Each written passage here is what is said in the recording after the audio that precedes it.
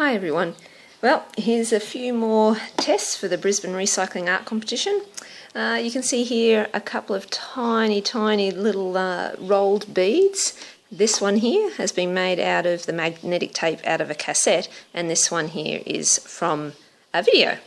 This one, the videotape had about 30 centimetres, while the cassette tape had 100 centimetres to get that tiny wincy little bead. So ultra time consuming, and I think I need one of those quilling tools to be able to do that efficiently. Another thing, while this wasn't something that I got at the tip shop, these were some things that I found in my own house that was just kind of lying around, and I was wondering whether there was any way of combining the videotape with old film.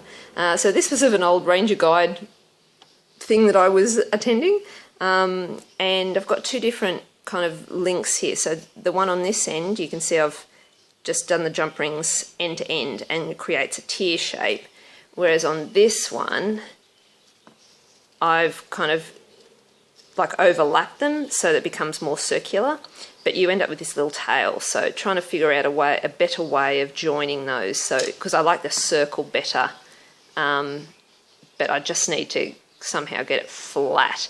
I did think about sewing it, but it won't fit underneath my sewing machine because it doesn't flex or move like fabric does. So still thinking. This one here, tried crumpling the videotape and tying knots in it. I've got to go back and have an exploration of all my tape knots, because normal knots just don't tie properly with this because of course it's flat. So nice little triangular tape knot there which worked quite well, but nothing else did. Clove hitch, nightmare. This has been quite successful though. I quite like this. This is the videotape and I've been wrapping it around my hand and then joining those together. And then when I was wrapping, it'd just get tighter as I wrapped it, creating some loops and stuff like that. Tried a number of methods of joining those together. Riveting didn't work because the tape just tore. What else did I try?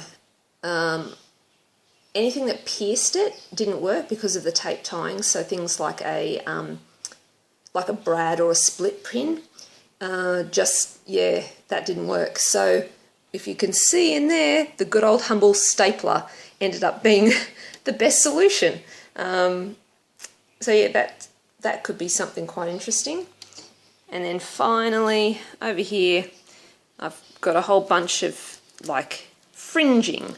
So I've cut the magnetic tape into short lengths, have sewn them on the sewing machine and then threaded them onto some neoprene tubing.